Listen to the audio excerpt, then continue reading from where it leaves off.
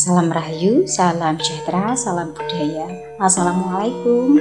Halo dulur, mudah-mudahan sehat selalu nggih, lancar selalu rezekinya dan selalu dalam perlindungan Tuhan Yang Maha Esa. Amin. Dulur, tayang kali ini saya akan membahas mengenai tanda orang yang suka menyakiti sedang terkena karma buruk dan bagaimana cara penebusannya. Monggo disimak, mudah-mudahan ini bisa menjadi pelajaran bagi kita semua. Wilujeng rahayu, sugeng midhangetaken.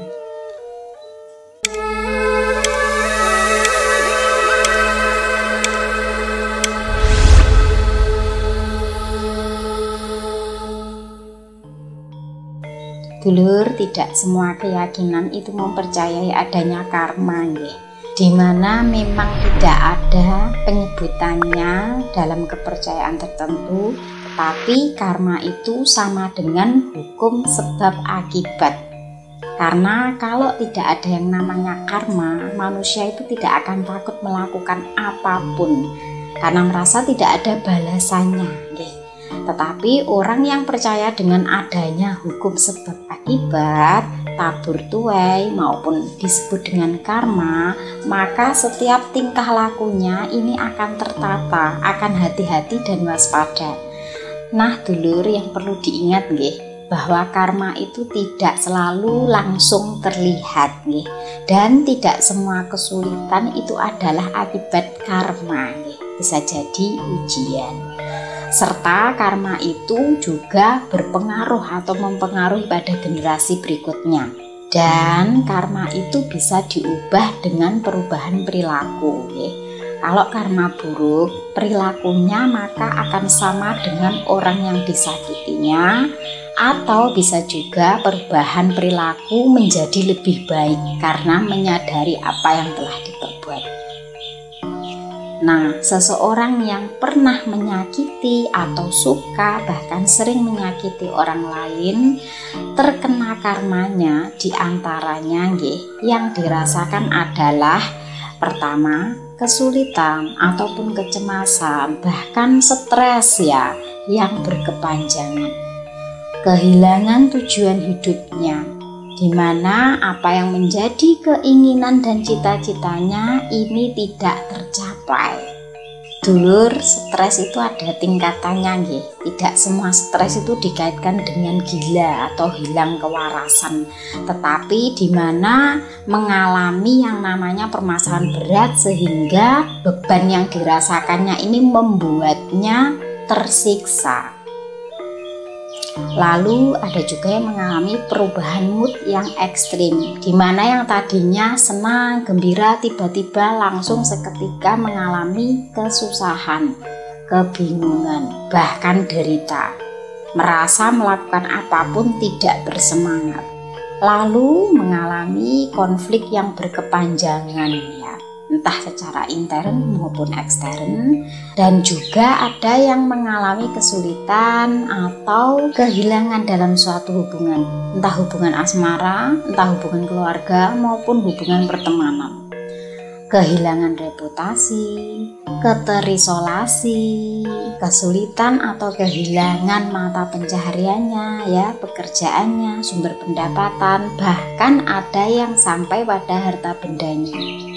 Ada pula yang mengalami kesialan berulang-ulang, contohnya kecelakaan. Walaupun itu hanya ringan tetapi sering sekali. Ini menandakan bahwa ini adalah sebuah teguran gitu.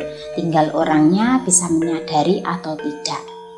Dan mengenai kecelakaan ini tidak hanya berkendara nih, tetapi bisa hal lain, mungkin bidangnya itu dalam produksi atau mesin sehingga mengalami beberapa kesialan berupa kecelakaan penggunaan mesin nih. Contohnya seperti itu. Jadi kesialan-kesialan yang dialami itu berulang-ulang.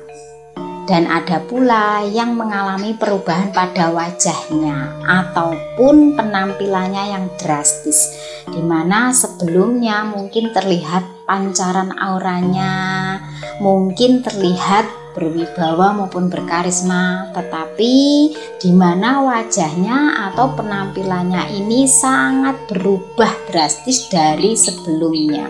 Walaupun mungkin sebenarnya sudah dirawat, tetapi yang namanya cap aura wajah itu bagi seseorang yang terkena karma buruk akan berpengaruh juga, dulur. Tidak hanya orang yang bisa melihat aura maupun karakter seseorang, tetapi orang awam pun bisa melihat perubahannya. Lalu ada juga yang mengalami kehilangan kemampuan pada tubuhnya dan mengalami sama persis seperti orang yang telah disakitinya. Ada level beratnya adalah mengalami sakit kronis atau penyakit langka. Itu tadi tanda kumpulan dari kesulitan finansialnya, sosialnya, spiritualnya, fisiknya, dan faktor lainnya. Lalu bagaimana cara penebusannya ketika merasa terkena karma buruk? Nah, di sini dulur kita harus berimbang di mana manusia itu tidak mungkin selamanya akan terus melakukan hal yang sama.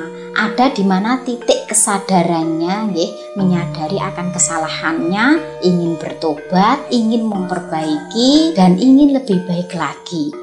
Jadi karma buruk itu tidak selalu dialami hingga sampai ajalnya, tidak. Kalau manusia itu mau menyadari kesalahannya, mau kembali lagi ke jalan yang benar, maka tentu ada yang namanya penebusan.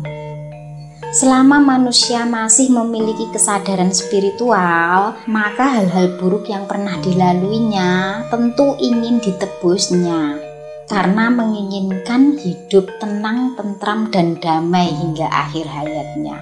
Ini bagi yang menyadari. Tetapi bagi yang tidak menyadari, celakalah mereka karena ini akan dibawa sampai pada kehidupan berikutnya. Kalau seseorang mau menebus karmanya selama hidup di dunia, maka itu tidak akan menggandoli di kehidupan setelahnya.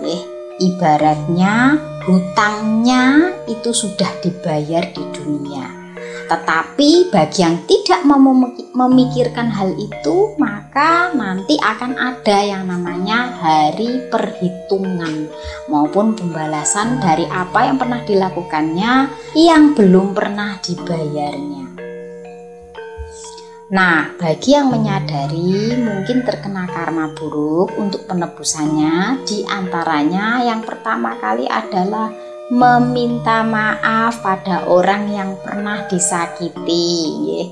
Mungkin teringat siapa dulu yang pernah amat sangat disakiti dan belum sempat meminta maaf, maka dengan penuh kesadaran diri, ikhlas dan tulus meminta maaf atas perbuatannya.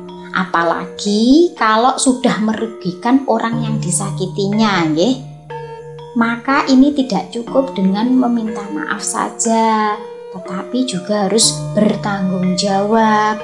Contohnya mungkin pernah nabrak orang, belum pernah minta maaf, belum pernah bertanggung jawab, maka ketika penebusan karma itu selain minta maaf juga bertanggung jawab. Kesalahan itu tidak hanya cukup dengan kata maaf saja Lur, tergantung berat ringannya. Kalau sesuatu itu memang berat, ya minta maaf saja tidak cukup, harus ada pertanggungjawabannya. Atau mungkin dulu pernah hutang tetapi tidak membayarnya dalam jumlah yang besar. Nah, yang dimintai maaf ini tentunya keberatan kalau hanya memaafkan saja, tetapi harus sesuai dong, gimana yang namanya hutang itu tetap dibayar, tidak cukup hanya dengan minta maaf. Atau mungkin pernah memfitnah orang lain dengan sangat kejinya, yang mana bisa menghancurkan hidup orang lain. Selain meminta maaf juga harus menjelaskan, mengakui kesalahannya bahwa pernah menfitnah maupun menyebarkan aib orang lain. Karena yang namanya pembersihan spiritual itu harus benar-benar tuntas dulur, supaya tidak lagi mengenai diri dan terbebas lepas. Kemudian yang kedua, berdoa dan memohon ampun pada Sang Pencipta. Tentu saja ini harus, Karena yang disakiti itu juga ciptaannya. Tinggal yang disakiti siapa? Manusia atau binatang atau tumbuhan. Nah, kadang kan manusia tidak tahu nggih perilakunya ini seberat apa ya, sedalam apa batu yang sudah dilemparkan ke laut. Jadi permohonan ampun kepada Sang Pencipta tidak lain adalah karena mengakui nggih telah menyakiti ciptaannya. Dan juga Tuhan yang kuasa merubah segalanya, yang membolak-balikkan hati manusia dan juga membalikkan keadaan. Karena tanpa campur tangan Tuhan, karma buruk yang dilalui itu tidak akan pernah hilang. Penebusan yang ketiga adalah dengan cara meningkatkan kesadaran diri, dengan cara merubah perilaku, di mana meninggalkan kebiasaan-kebiasaan yang tidak baik, yang mana mungkin itu salah satunya penyebab karma buruk. Perubahan perilaku ini penting sekali, dulur. Meminta maaf itu tidak hanya di mulut saja, tetapi juga tergambar dari perubahan perilakunya yang lebih baik. Manusia memang tidak ada yang sempurna, untuk itulah memperbaiki diri terus dengan cara merubah perilaku itu adalah salah satu untuk membentuk kesempurnaan. Yang keempat yaitu dengan cara meminta bantuan pada ahli spiritual. Jangan salah nih dulur, ahli spiritual itu bukan dukun nggih. Ahli spiritual itu adalah mereka yang memiliki kesadaran tinggi. Tidak hanya berucap tetapi juga bisa merasa, membimbing dan mengarahkan. Nah, dalam hal ini ahli spiritual adalah ahli agama sesuai dengan kepercayaan panjenengan nggih, di mana sesuai yang panjenengan anut, yang bisa menjelaskan dan membimbing panjenengan bahwa kesalahan-kesalahan yang pernah dilakukan itu penebusan secara agama itu seperti apa. Dan perlu diingat, segala sesuatu itu tidak ada yang instan nih dulur, perlu proses nih dan kesabaran kita dalam menjalaninya. Akan tetapi sedikit demi sedikit perubahan itu mestinya harus ada. Kalau tidak ada perubahan berarti ada yang salah nih dengan pemahaman maupun perilakunya. Jadi dulur, ahli agama nggih, ini tidak hanya yang pandai berkata-kata saja, tetapi perilakunya ini sama dengan apa yang dipelajari maupun ajarannya nggih, yang tidak menyimpang, yang juga bisa mengetahui dan merasakan apa yang dirasakan oleh orang lain. Karena kalau hanya pandai berkata-kata saja semuanya bisa, karena kan bisa dihafal, dipelajari. Tetapi mereka yang paham secara hakikat ini tidak hanya menjelaskan saja, tetapi praktek dalam kehidupannya itu sama persis dengan apa yang diucapkannya. Jadi jangan sampai salah atau keliru dalam memilih hal ini nggih dulur. Banyak sekali karena zaman sekarang ini yang namanya pencitraan yang tidak sesuai dengan perilaku aslinya di kehidupan sehari-harinya. Dan penebusan yang kelima adalah dengan cara membantu orang lain. Bantulah kesulitan orang lain dulu. Karena dengan membantu kesulitan orang lain, Tuhan akan membantu juga, mengudari juga apa yang menjadi kesulitan kita. Membantu kesulitan orang lain banyak nggih. Kalau memiliki materi berlebih bisa menggunakan materinya, tetapi tidak selalu dengan materi saja nggih. Membantu kesulitan orang lain itu adalah memudahkan apa yang menjadi kesulitannya. Kalau kita mengetahui bagaimana jalan keluar dari kesulitan orang lain kemudian kita membantunya, maka kesulitan-kesulitan yang ada pada diri kita juga akan dibantu oleh Tuhan. Nah, itu tadi dulur yang bisa saya sampaikan nggih. Mudah-mudahan ini bisa bermanfaat, diambil pelajarannya. Segala apa yang saya sampaikan tidak lain adalah untuk mengingatkan dan menasihati diri saya sendiri. Saya Fitri Ika, salam rahayu.